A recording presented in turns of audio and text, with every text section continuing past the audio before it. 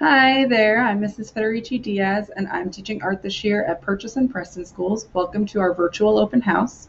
This year in art, students will be focusing on learning the elements of art and building their artistic skills. In class, we'll be using art workbooks and doing hands-on projects.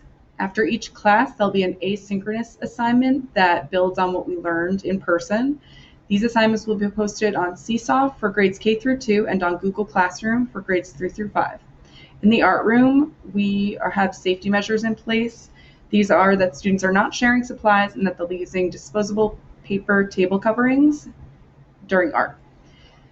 For virtual students, my Zoom ID is posted here. It's 853-694-1481. I've also been sending out a link to every student each morning. If you have any other questions or you need to reach me, you can reach me by email, federicidiaz@harrisoncsd.org. I really look forward to having all of your children in art class this year and seeing how much they're going to grow artistically.